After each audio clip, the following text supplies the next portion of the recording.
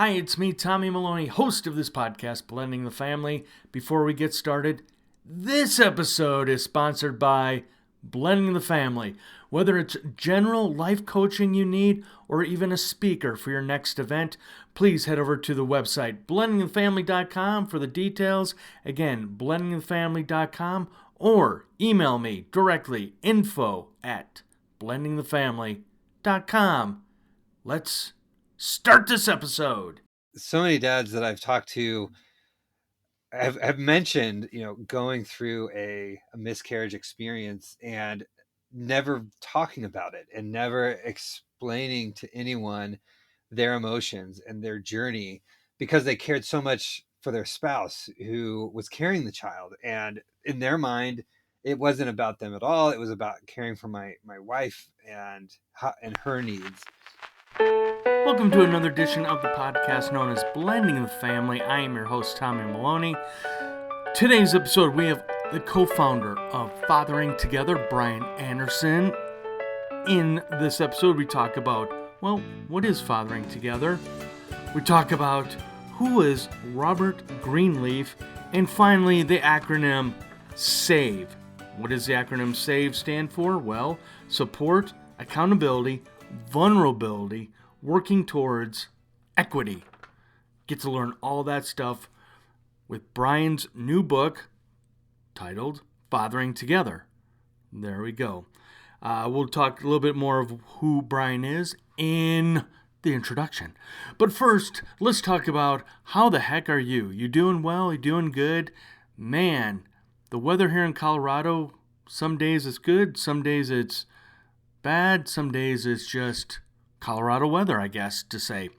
I am excited because I'm here in the home office. Unfortunately, later on today, I'll have to pack and hit the road again this week in a secret location. Not going to tell you. What else? I was going to say? Book update. I got the proofs or the, I don't know what to call it, but of what the front cover, back cover of the book is going to look like. Have to make some changes. Going to delay it a little bit, but that's okay.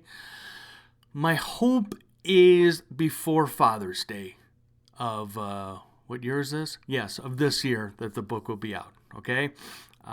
We've gone through the editing process. We've gone through the design process. Like I said, we have to make some changes, or I just approve it or say yay or nay, and I said nay. I don't know how much that's going to delay it. It shouldn't delay it much, but anyway, like I said, my goal is to have the book out by or before Father's Day, and I'm going to announce soon where we're going to attempt to do a in-person event for the book launch, for the book signing, the book. My Dad's Advice at 5:04 a.m. That's the name of the book. I should have mentioned that. Yeah, My Dad's Advice at 5:04 a.m. Question for you. Do you have neighbors that have more cars than people that live there? No, this isn't some kind of commercial. I am so frustrated with one of our neighbors because they park in front of our house. We had one of the daughters came over, and they had to park down the street because our neighbor, and it's not like we don't live in a cul-de-sac, we live right off a street, and so they have like 5 cars. I'm not exaggerating, 5 cars, and I don't think there's enough people in there to own all these cars. Anyway, Otis is doing well. If you're new to this episode, or let me rephrase that, if you're new to this podcast, oh, hi, my name's Tommy. I host this podcast. And our fur baby, Otis, is doing well. Both he and I, this weekend, I don't know what was going on, other than he and I did go for a long, long walk to the dog park. You might not know this might not be public knowledge, but we only have one car in our household. And so if there's an event where both of us need a car, I usually rent a car. this weekend, this past Saturday, I'm recording it. By the way, happy Easter. I'm recording this the day after Easter, and I'll talk about Easter in a moment. But Otis and I walked to the dog park. It's a good 40, 45 minute, probably 45 plus walk to the dog park and back. We get our steps in. Well, I get my steps in. And Saturday and Sunday, and even today, just dragging. I don't know what it is. Take my vitamins. I don't know what it is. As I said, it's the day after Easter. We are pretty much a empty nesters. My wife Ann and I. And I told Ann, I said, this year for Easter, what we can do is anything we really want. We can start our own traditions. We can, not have to, have the normal, Easter food. It's just you and I and Otis. So that's what we did. We had something different. I don't know if your family does this, but what we started this year was ham and potatoes and salad. Yeah, we really didn't change it up. Ann said that we had a small ham in our freezer, in the basement freezer, and she said, well, we probably should use it up. Like, oh, okay. So anyway, my wife is an awesome cook. She did a great job. I did the cleaning. I try to help, but she gets so focused in the kitchen that it's like, I'll pour the wine. I'm really good at pouring wine. And yeah, that's really about it. That's all I got for you. We talked about the book. We talked about Otis. We talked about my annoying neighbors. That's about it, really. So again, Brian Anderson is on this episode. Again, Brian is the co-founder of Fathering Together. And the other co-founder, Chris Lewis, I've been on his podcast, and we've replayed that episode. So there you go. Without any further ado, if you're if this is new to you, this episode, this podcast, things we've talked about in the past, we've talked about dating or marrying a narcissist.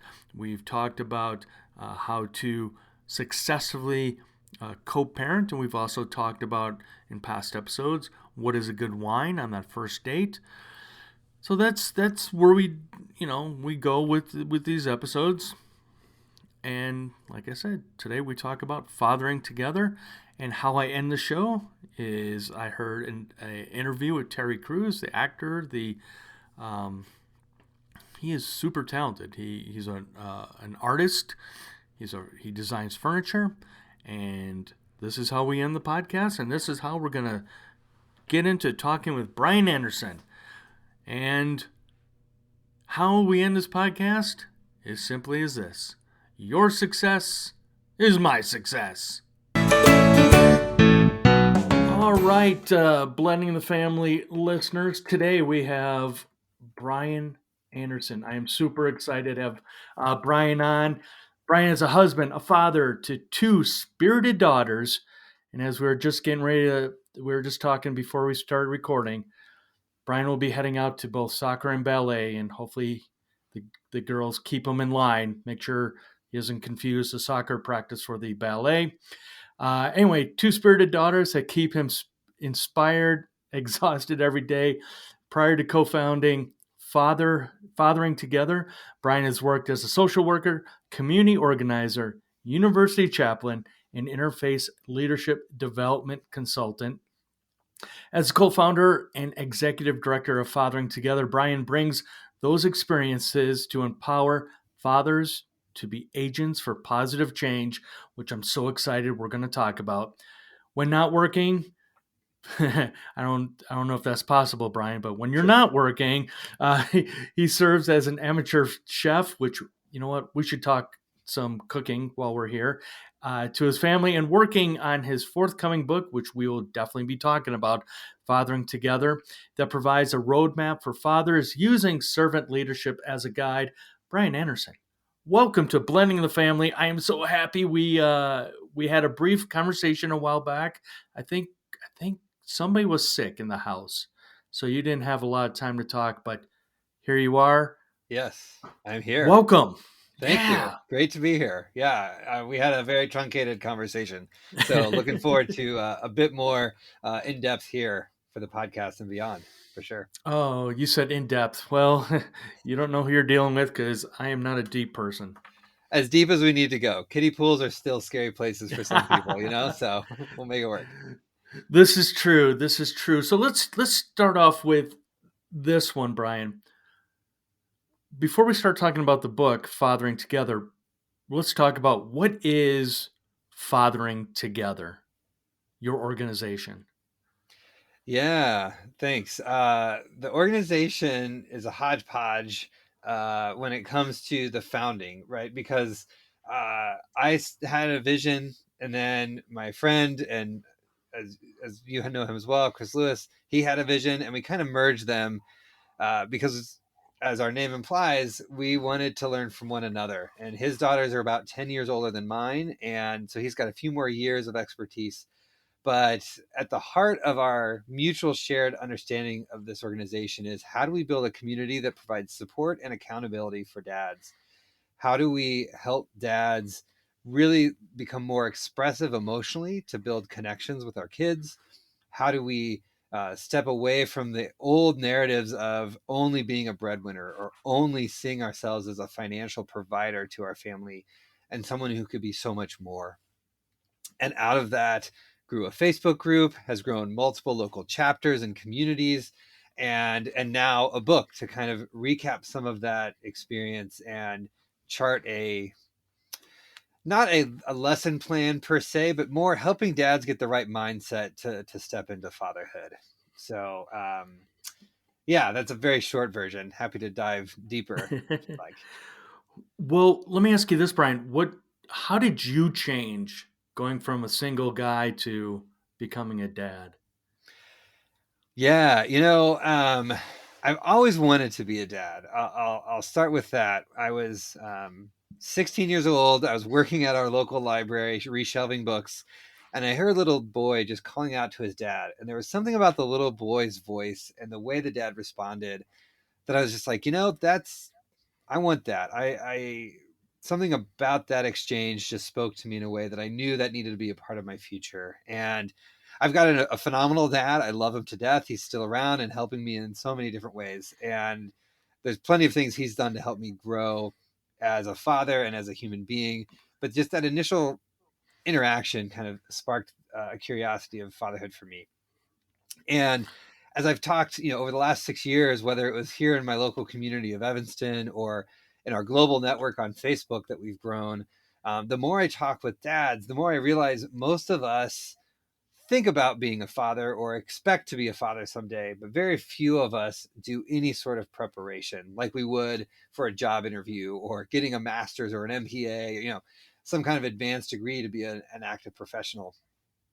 And so as I've done my own introspective work, I've really looked at what was holding me back from exploring fatherhood and the relational aspects that need to exist, the coaching, the mentorship aspects, the caregiving aspects, and that a lot of that comes out in the book. A lot of that has come from other sources of inspiration from other dads who have said, as soon as I held my daughter or my son or whatever.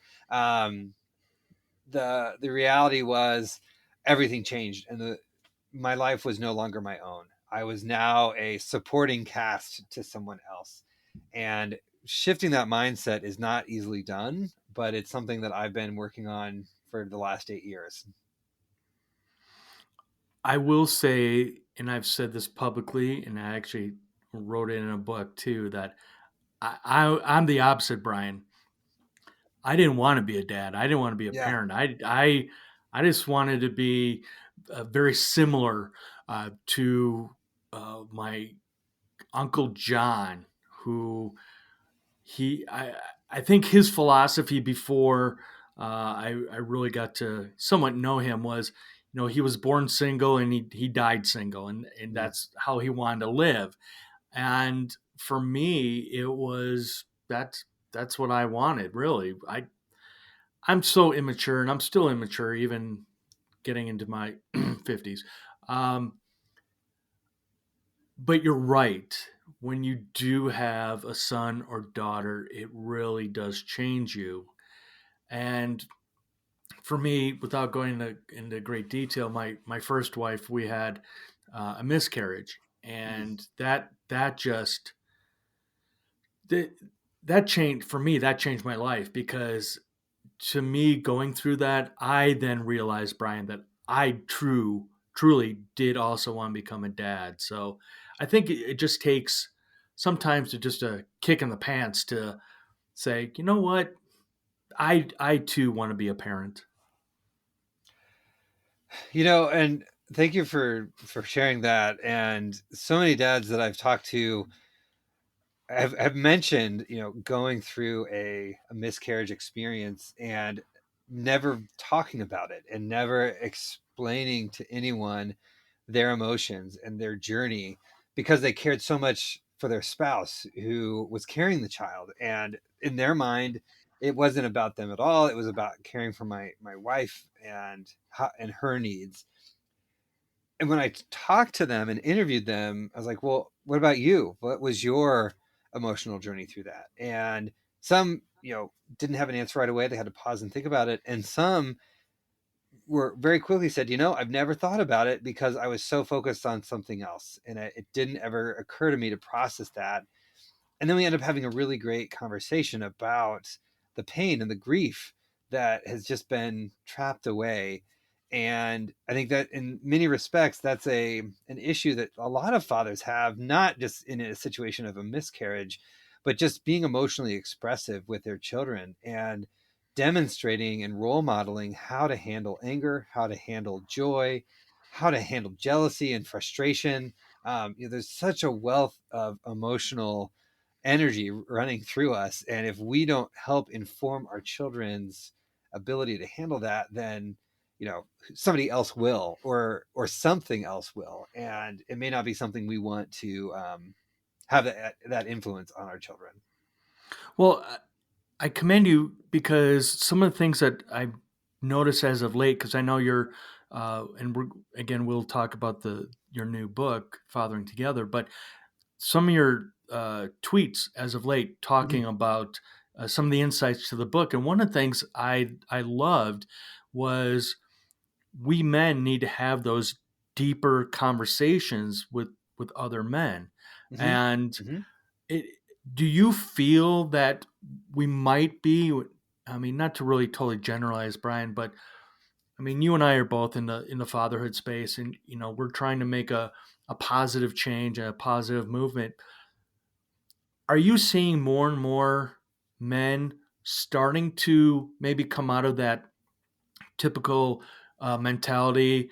I'll give you something to cry about, rub dirt on it, all those old cliches. But within your own circle, let's say, are you seeing more and more men being vulnerable, being able to just sit there, open up, and just say to one another, hey, I'm hurting, I'm struggling, or are we not there yet? Mm. Yeah, I think it all depends. I think in some circles we're there, some circles we're not at all. Um, I was lucky, I was born in 1980. My dad had a grandfather, or sorry, my dad had a dad who was not there for him. And he was very clear with me as I got older that he wanted to be present, and he flipped the script. And when I interviewed some of my dad's friends for my book, they also said similar things of, we saw a cultural shift happening. We were children of the hippie movement. We had, all of this cultural change happening, and we wanted to be a part of that. And, you know, that manifested in many different ways, which was good for me and my friends to see those different role models. Um, but tragically, we had friends die in car accidents growing up, and we saw our dads cry. We saw our dads hug one another and care for one another in ways that, in pop culture, we don't necessarily see. And now, 40 years later, it's definitely more acceptable. And I meet more dads who are wanting that vulnerability and emotional expressiveness, but there are just as many men who have not necessarily had a father who was positive in their life. And so they are the ones saying, I'm going to break that script. I'm going to be that emotional person. I'm going to be that vulnerable person. And I did a workshop last year in a corporate setting, and uh, mostly men, but the HR rep was there, and she was an aunt. She was not a mom. But afterwards, she shared with me that she was shocked by how deep and emotional the conversation got, and how tense, in a good way, the feelings and the engagement came about. But she was like, were you surprised by that? And I was like, no, because when you get men in a room and you create a space for them to see that it's acceptable to be emotional and caring, they'll go there, right? And especially when it comes to our children, because most dads care deeply about what happens with their children, and they want a world that will accept their children and allow their children to thrive. And when you get them to start talking about it, they will, and they'll go deep. But um, that being said, though, like it takes a lot of work to build that safety net structure, to set the ground rules.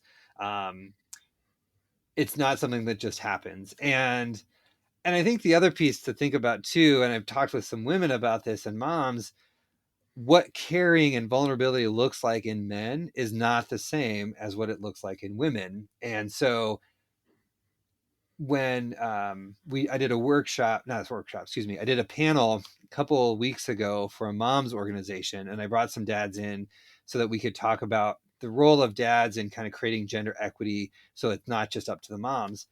And we talked in sports metaphors, we talked in kind of like business lingo to talk about how we care and how we show that we are vulnerable. And afterwards I spoke with the organizers, and they said that was beautiful. It was amazing to just see dads connecting with other dads as, like, flies on the wall.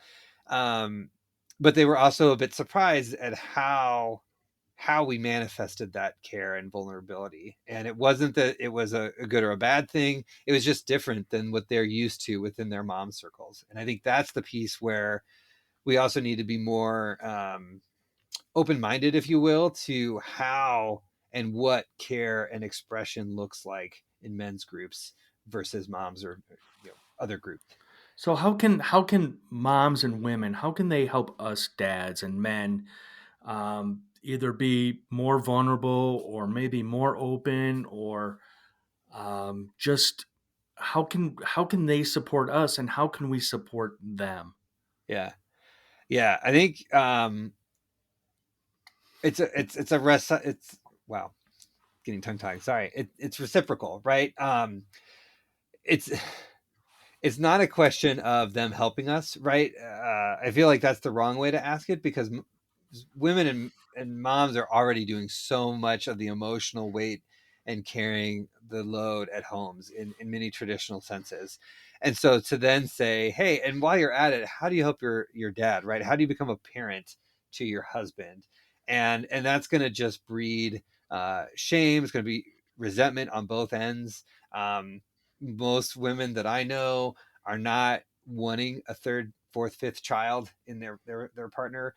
They're looking for an equal partner in the fight for the family, so to speak. And so um, I like to frame it more as how our partner is being on the same team when it comes to the family structure, and what are the expectations that they both have uh, when children come along. And ideally you're having those before you get married, right? But that's not always the case. And so taking time to really discuss and connect. Eve Rodsky has a book called Fair Play that's just phenomenal in that respect. It's primarily written towards women to help them reclaim their time, their authority. But there's plenty of lessons for dads, and I've worked with her on a few different projects to figure out what's the messaging to dads. And it really comes down to, don't wait for the crisis to happen. Instead, how are you weaving this into your evening conversations, or having a weekly check-in to talk about, hey, who's doing what this week, and how can we support each other in the laundry, in the play dates, in the getting the kids to the ballet and soccer like I've got going on tonight. And so that way it's not oh crap, we're getting breakfast ready while also managing the fires that are going to happen later in the day, rather than having that plan ahead of time. And I've found in conversations with dads in my kind of leadership team and the dads I've interviewed, that the more that there's planning, the more the quote unquote like logistics of the household are managed, the more opportunity there is for just downtime to talk to one another and set those expectations and own up to where there's hurt and there's pain, to say, hey, I expected this because you committed to, doing the dishes and there's still dirty dishes, or you committed to taking the trash out every night this week when it was needed and there's still, it's piling up. And I'm no angel. I definitely make my mistakes, so this is by no means I'm perfect. But the more you can kind of set those expectations early and put a plan in place, much like you would in your team at work, right? Like you have a job title and a role to do. How can you manifest that and translate that into a home environment to get ahead of some of those debates or heated conversations? Well, the one thing I'm going to piggyback on, Brian, is that and again, I'm no angel either. After 10 years of being married to my wife, I just had the conclusion that how important date night truly is. And here's Yeah. why. My wife was under a lot of stress as of late. Her and I were just not communicating well. And finally, last Friday, I came home from being on the road, and we went out to dinner. And after a couple of glasses of wine, I said, something's going on here. We're not on the same page. And it turns out it was because of what she was going through. And my life lesson smacked me in the face about communication. And that is having open and honest and even deep conversations with, your significant other. You know, you're talking about, you're making breakfast and oh my gosh, I have to take one kid one place, who's taking, the other kid to the other place, and who's cooking dinner and who's doing, and we forget that we need to be communicating not only with our children, but we need to communicate with our spouses. And I felt like I really did feel like an idiot, Brian, because Mm-hmm. instead of just asking a simple question to my wife saying, are you okay? Or are we okay? Or what's going on? I just let it fester. I just, went to bed all mad and didn't even open up my mouth. So I think communication, we talk about it, but if we don't really utilize it, we're we're not going to get anywhere. And again, Mm-hmm. teaching these skills to our kids as well. Teaching our kids to have open conversation and letting them know. You're talking earlier about being on that panel with all these men and letting them know probably that you did, saying this is a safe place. Same thing with our family, letting them know at the breakfast table, this is a safe place. What's going on? How can we help each other? And like I said, Brian, 10 years of being married, I am a slow learner. I'll admit it. I'll also admit many years of playing hockey as a goalie, uh, played in Evanston, played in Highland Park, uh, your neck of the woods. I Yeah. took a lot of pucks to the head, Brian. So, like I said, I'm a little slow. Well, old dogs still learn new tricks, and speed is sometimes a disadvantage. If you go too fast, you're going to miss things. You're going to make mistakes. I remember, I've run marathons and half marathons, and I'm no speedster. I'm never going to win an award, but I still finish. Um, and I've found that when you do slow down and smell the roses, all that kind of hallmark kind of stuff, you do pick up on other stuff. And I think that's a lesson that I learned through the book process. It's a lesson I'm constantly learning with my kids, is that we're given like a mouth and two ears, right? But we start out with children who cannot physically talk to us. They make a lot of cries and moans and chirps, but they can't physically tell us what they need verbally. And so the more we can start to pick up on the nonverbals, the body language, the types of cries or the types of looks that we get, the more tools we have to, step up and meet the need that's happening. In the kind of the marketing world and in the business world, we often talk about like people will present you with a problem and they want your solution, but your solution may be something completely out of left field that they never thought about because they don't have a frame of reference to make that leap, that jump. And I think a lot of that happens with our children. A lot of that happens with our partners where they will see us in pain. They will see us processing something that we aren't sure about. And I don't know about you, but I have a daughter that just loves to make me laugh. And I think she'll be a stand-up comedian someday. So, be prepared. Awesome. Yeah, she'll have a Comedy Central, special or something, HBO special. But um, she just picks up on my negative energy, and instead of like feeding into it, she'll just like do something silly and snap me out of it. And I think that is something that we as fathers need to practice better, right? Picking up on that emotional cue, the nonprofit, excuse me, the nonverbal cues uh, that we all need to that we all exhibit, whether we realize it or not. Yeah, I am very blessed that when my wife she has that sixth sense when she can tell when I'm feeling down, and she can just and I try and hide it as best I can, but she can pick it up, and I am again so thankful that she can, knowing that if I don't have her being able to recognize that, I'll just go down. I'll just go down a dark rabbit hole. But yeah, nonverbal cues are very important. Um, you know, I look back when I was coaching hockey, and I could look at, so for example, my son's a goalie, Mm-hmm. and I could look at his body language and tell that something just wasn't right. And going back to a little bit of um, something you had tweeted out about being present. Mm-hmm. I find it so important that as parents, being present.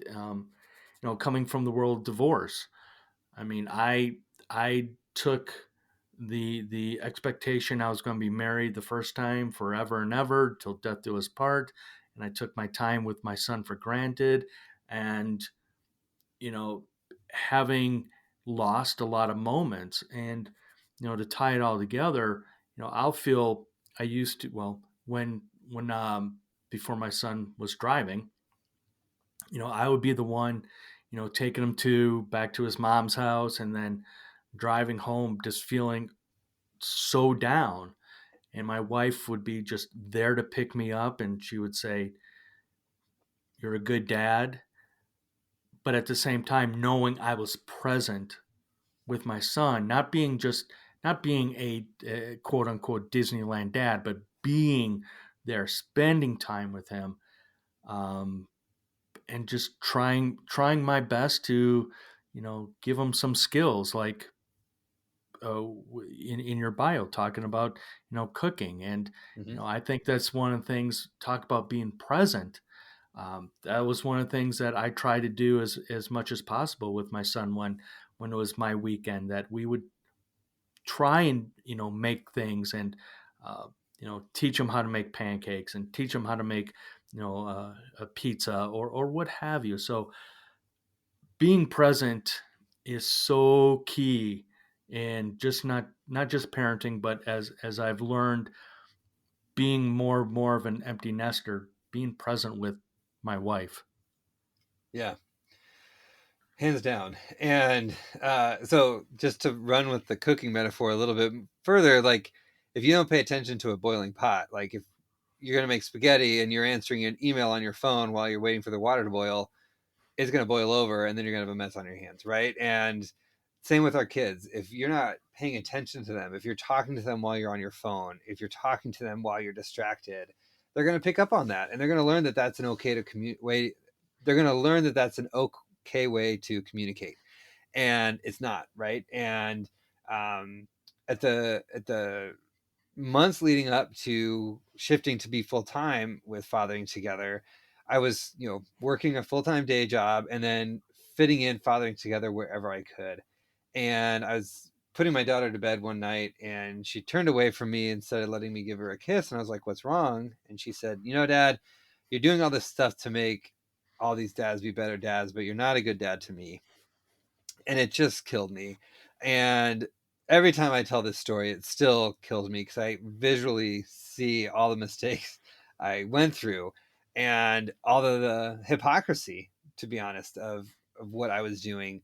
And I'm still digging myself out of that hole. And she'll still call it out whenever I, look at my phone really quickly because I'm expecting an email, or I get a ping because, somebody really liked something I said on LinkedIn or Twitter or whatever. And she's like, "Dad, I'm talking to you. Look at me." Right. And I'm the one that should be doing that to her, right? Like, she's going to have a cell phone in the next couple of years. And all I'm teaching her is that it's okay to not look at us, not look at one another in those important conversations. And so one of the real practical things that we've done is we have a bookshelf where it's our technology shelf now. And they got iPads at school during the pandemic, for remote learning, and they want to be on them because there's really cool educational games on them. And I would love for them to keep learning, but I also want them to not be on a screen all night long. And so my cell phone, their iPads, my wife's cell phone, like all of our electronics go on there during key family time so that we aren't distracting ourselves with notifications and technology. And but on the flip side, it's also just being clear to them, like, sometimes, for us to stay in our home, we have to have a job. And there are, some economical life lessons in there too. But by far and away, the more we can emulate the behavior we want in our children, the better they're going to behave. At least I would hope. Yeah, when my wife and I first moved in together, and we'd have these family dinners, I tried to instill, hey, phones, turn them off, turn off TV. Let's just focus. Let's just have conversation. Did it always work out that way? Oh, heck no. But I hope that they will when they become parents, that they will understand what I was trying to do. Hmm. Um, before we start talking about the book, who is Robert Greenleaf? Yeah, he's a pretty amazing guy that I learned about as an undergraduate. And he didn't invent servant leadership, but he coined the phrase. So um, he, in the 50s, 60s, 70s, he was this business executive going through the motions in corporate America, and just something felt wrong. Like, he wasn't getting the most out of his businesses, his endeavors. And he read a book by Herman Hesse, who has a lot of great short stories and novellas. And this one was called Into the East, and it was about these explorers in India from Britain. And they were doing all this great stuff and exploring, and they had all these assistants and caretakers who managed all the luggage. And at the end of the story, the leader of this expedition actually reflected and said, the true leaders were the staff. They were the ones that were making sure that the tents were set up, that the meals were made. And if they were not doing their job, we would have failed miserably at this endeavor.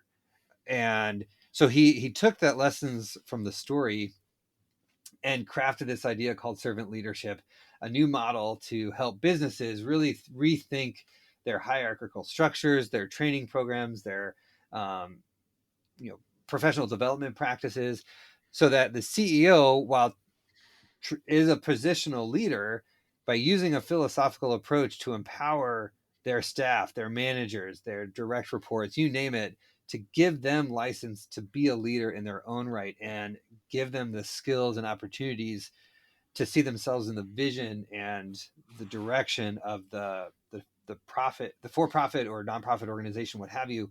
Um, by getting everybody on board, more can be achieved. And and um, and so servant leadership became his model. And it's been used by a number of different organizations to rebuild brands, to invigorate, massive conglomerate organizations like Marriott, hotel systems for one. And when I started talking about dads, the success stories that they had with their kids mirrored the same kind of principles of servant leadership that Robert Greenleaf laid out in his initial uh, kind of treatise, his model that he put out there to the world. So that's a little bit about who Greenleaf is and his servant leadership model. Yeah. So why a book? Why did you feel the need to write a book, Brian? After, I'm waiting to. My third book is in the design stage right now and should be out hopefully before Father's Day. But oh my gosh, Brian, I don't know if I'll write another book again after this one. So why did you write a book? Yeah, it's a good. I mean, I've written enough blogs to probably fill a couple books. But one reason is it was gnawing at my brain, right? Like I had to get this out for my own process. And I was talking with a couple of friends who are also writers and bloggers, and they were like, yeah, just keep writing. Something will come of it. And so there was this piece of just that personal itch that I had to scratch and really to intellectualize and process what I was going through in my own journey and the conversations I was having. But on the other side, I was, trying to do some research into, do I need to write this book for myself, or is somebody already else writing it so I can just like read what they put out there? Because there's plenty of great books that have been written that I would love to have to have done myself, but I'd much rather just read somebody else's brilliant thoughts. And so I found that there were no servant leadership books on parenting. There are a few blog posts, a few reflections here and there, but pretty much everything, if you Google servant leadership, is directed towards business and variations on servant leadership in various sectors. So then I got to thinking, well, we're in the midst of this pandemic. There's all of this structural change happening. New paradigms are emerging, cultural standards are shifting.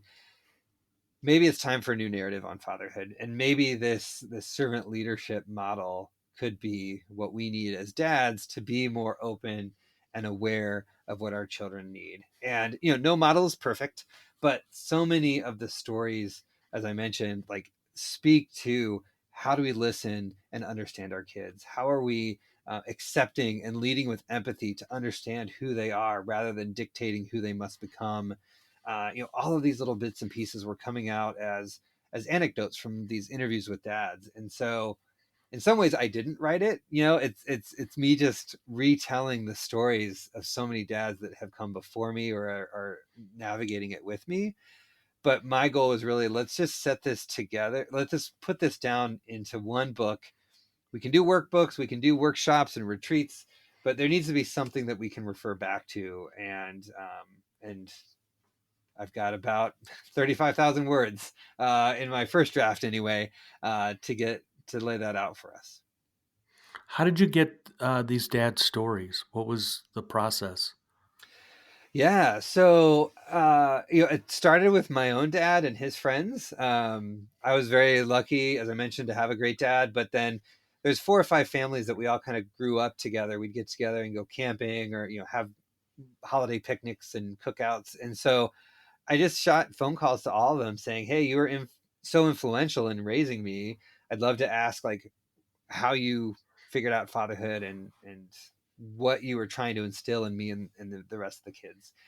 And then from there, I just started posting on Facebook. I started reaching out to other friends that on LinkedIn, on just friend circles, neighbors, what have you, just saying like, hey, I've got this idea for a new way to approach fatherhood. Would love to get your thoughts on it. And I don't know about you, but most people like to talk and talk about themselves. Or at least I've learned that to some extent, that gives someone a chance to share their opinion on something, they'll take it. And I started kind of finding too many people, to be honest. So many people were hearing it about this project, or I would post something in the fall saying, "Hey, I'm interviewing people. Here's something I learned this week." And I'd get a response saying, like, "That's so cool. I have a story that is similar." And so I'd hop on a call and just jot it down. And out of all of these things, these patterns and themes emerged. But the other piece of it was, so many dads had never told their story, their fatherhood journey. Or as I mentioned earlier about miscarriages, I had a couple of students that are now adults and dads in their own right, that I was uh, their advisor like 20 years ago, that reached out and said, like, "Hey, I'm a dad now too." And I'm like, "Oh, no kidding. I still think of you as that 15-year-old goofball in class." But they would talk about, like, "I've never shared this story, but I feel like you would appreciate it." And I would challenge them to share it more, not necessarily on a stage or anything, but like tell their partner, tell their dad, their friends, because these are the kinds of stories that we don't necessarily hear about. And if we aren't publicly sharing stories about fatherhood, we're just going to rely on the old narratives. And so part of the call to action with this book is just to expand how we think of dads, and how dads can think of themselves, and the roles that we can play in our community and families. Can you think of one or two stories that really either impacted you, Brian, or maybe made you change something about the way you parent? Yeah, yeah. Um, this happened in a few conversations. So because of my friend circles, I've definitely got a lot of friends who are founders and corporate leaders, or public speakers. And generally speaking, leaders have their leadership voice. It's loud, it needs to carry, and they've kind of got that announcer kind of like professionalism to their voices. And almost all of them shared, to some extent or the other, that they would accidentally slip into this voice anytime they got excited with their kids.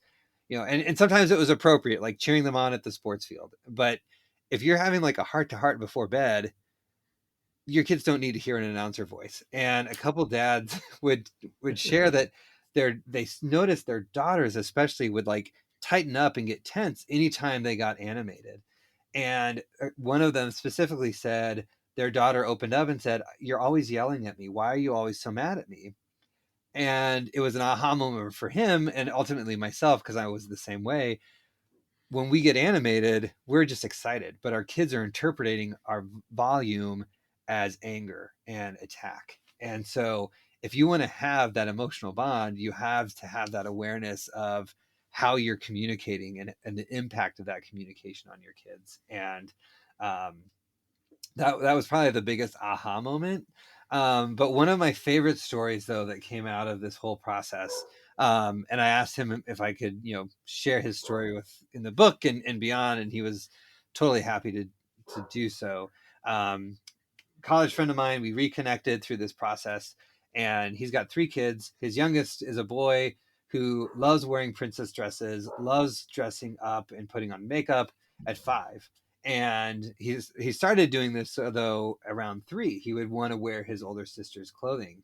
And my friend, his name's Matt, would talk about not really knowing, is my son trans? Is this just a phase? Like, this is new territory for me.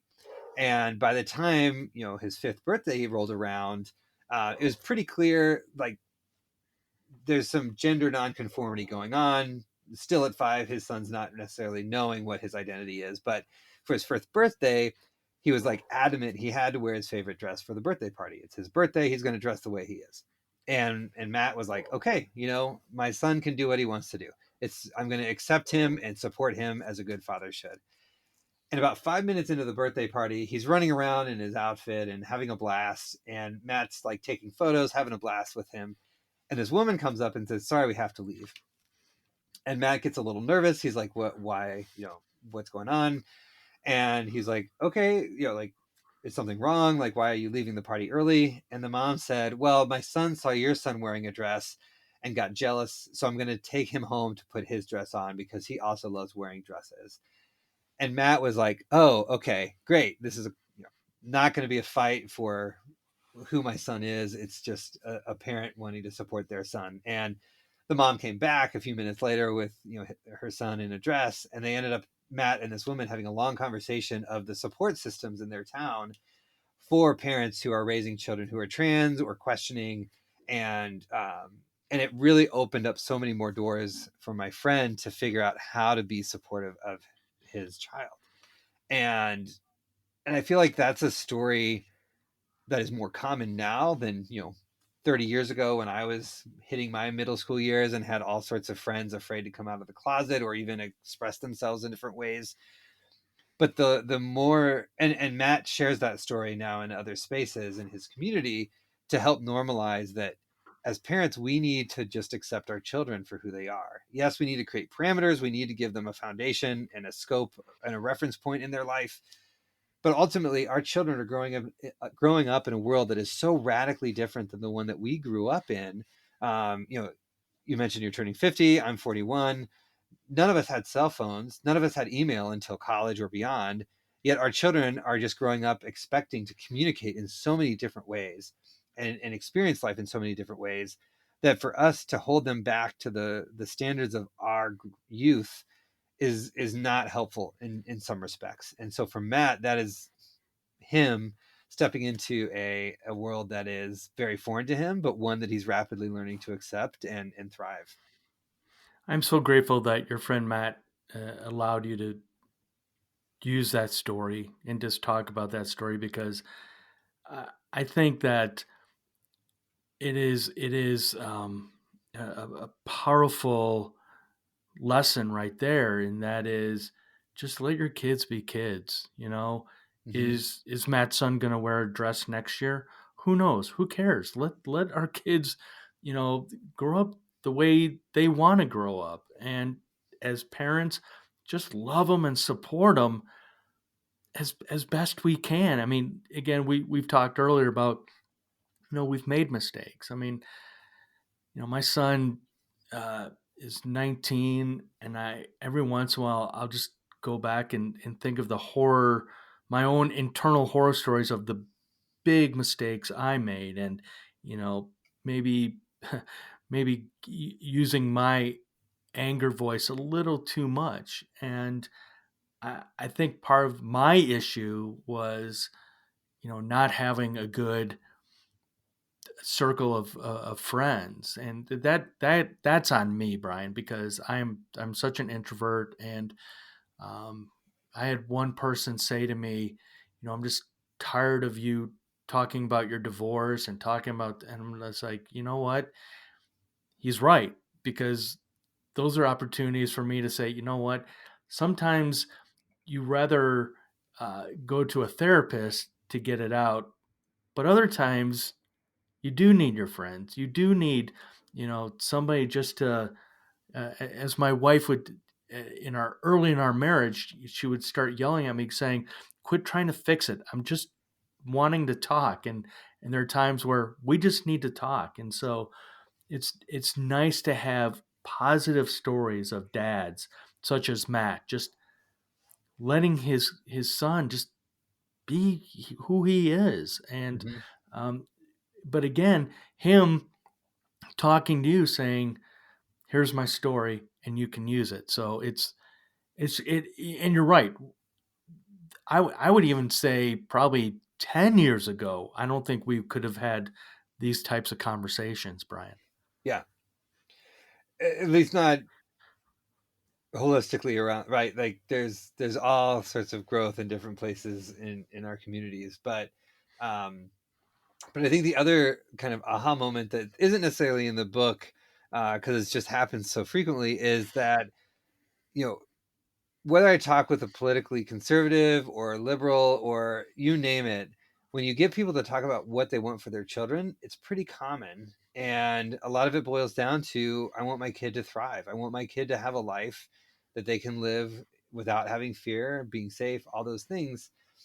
Well, we can argue over the pathways to get there, but I think that's what I've come to love in the dad circles that I run in, is that I may fundamentally disagree with you on some things, but when we get to talk about our kids and how fun it is to watch our kids just be amazing, um, there's common ground there to build a friendship. And if I can learn something about how you parent and father your child, and vice versa, then we've got the basis of a friendship that's going to be forming that could last forever. And uh, forever, forever or whatever, uh, but and I think that's the piece that I've so appreciated, having the opportunity to grow a community on Facebook, and now with the Fatherhood Insider that we've launched on Mighty Networks, to provide a space for dads to meet virtually, no matter where they are in their journey or in the world, to meet virtually and gain some lessons, and then take them back to their local community and uh, talk to their neighbor and say, hey, I just met this guy from across the country, or from another country and continent, and now I'm going to try a new strategy with my kids, and build a new foundation of friendship within my child. And then maybe their neighbor does it, right? And so there's this like local and global interaction of how to be better dads happening, that ultimately will lead all of us to a better place. Yeah, I was just gonna uh, talk about that aspect of your book, the power of community, and we can take technology and reverse engineer it, saying the positive aspects of technology.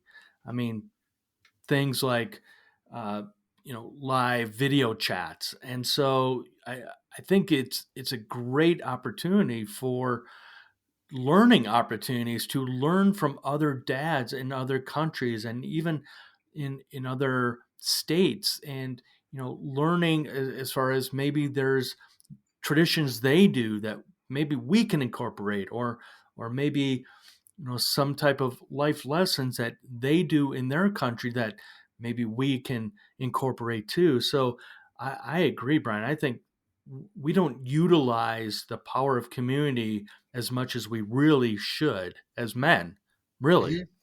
Yeah, yeah, and I like to use the acronym SAVE, SAVE.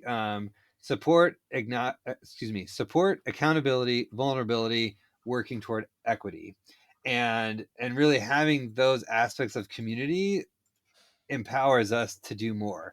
It allows us to um, get the support we need, but also, if we're being an ass, having those people to call us out and name it. Because I've seen some stories in our Facebook threads and elsewhere where a guy thinks they're doing the right thing, and as soon as you get one sentence into their post, you're like, man, you got to get your head back on straight if you're going to be successful as a parent, because that's not the way to go about it. And people will come in a loving sort of way to be like, is this really what you want to put out there? And sometimes not so loving, depending on how rough around the edges people are. But to have that sense of accountability, to grow, and to be met when you're in a vulnerable state, to turn that vulnerability into growth, is just amazing.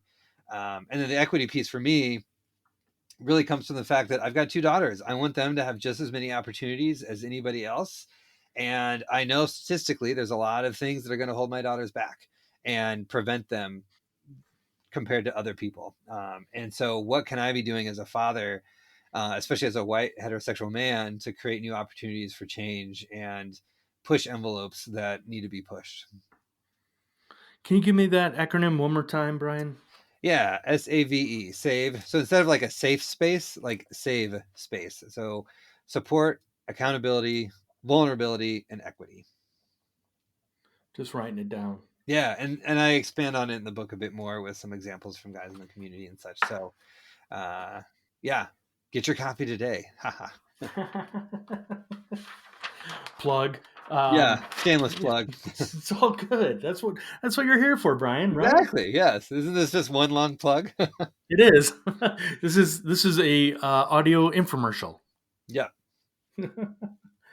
um. Couple things. So, uh, what is the hashtag this working dad cares? What does that Yeah. mean, and what's that all about, and how did that start?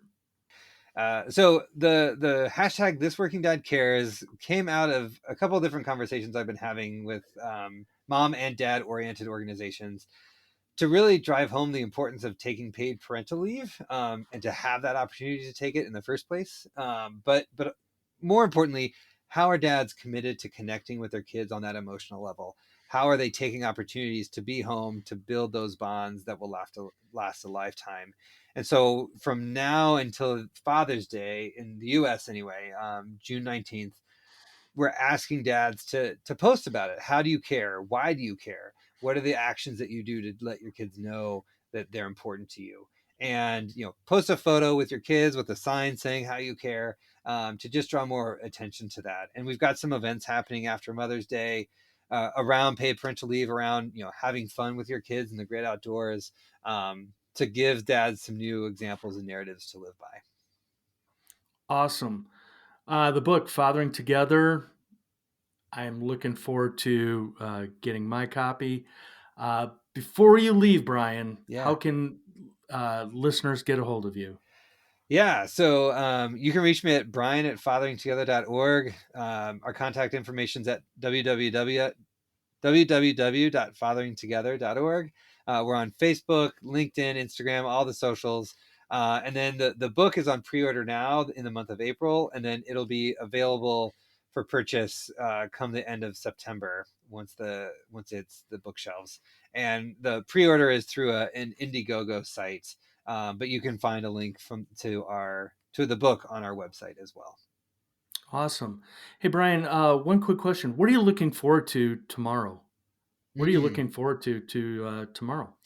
Actually, so my kids are going on a sleepover with their grandparents. So my wife and I have the evening to go on a date. Speaking of dates, coming full circle in the conversation. So just having some quality time with my partner to rethink some strategies and some events we have coming up, family trips, summer vacations, all that stuff. Date night. Gotta Yeah. love it. Brian, co-founder of Fathering Together. Brian, thank you so much for carving the time out, and have fun at ballet and soccer practice. And again, don't get them confused. I will not. I'll do my best. Yes. Thank you so much for having me. Have a great time with your next guest as well.